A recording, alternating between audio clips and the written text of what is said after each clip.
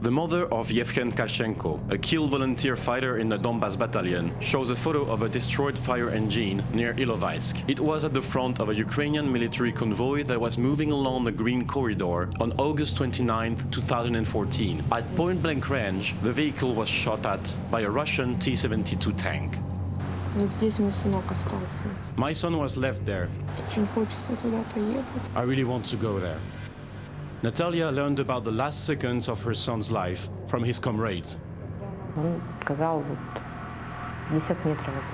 He said the fire engine had blown up 50 meters away from him. He said that Red had been on top of it with a grenade launcher. Red was my son's call sign. He said he'd been smiling and waving to him. Then he was gone in an instant. We recognized his body by a tattoo.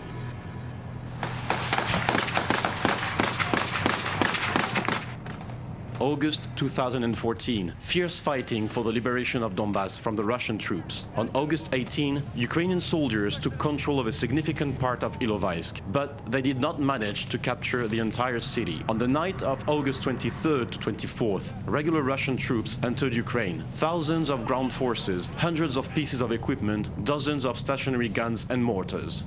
The events that happened around Ilovaisk are evidence of the treacherous, vile aggression of the Russian Federation against our state.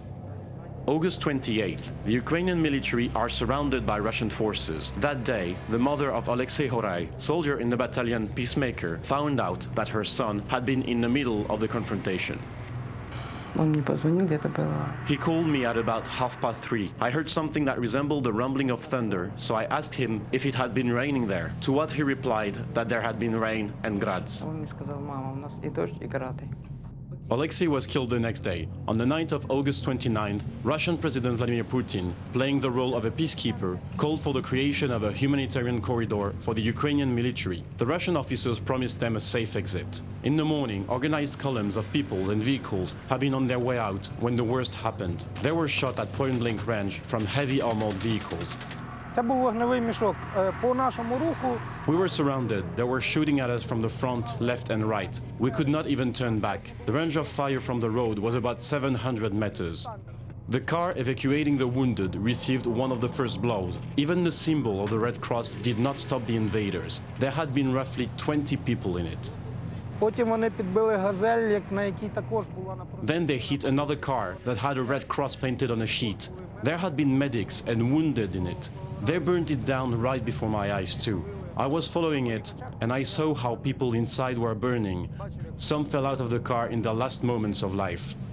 Shooting a humanitarian corridor is a war crime. It is a violation of international conventions on the rules of warfare and is therefore a subject to criminal penalties. Ukraine's evidence of Russia's guilt in the Ilovaisk tragedy has already been transferred to the International Criminal Court in The Hague.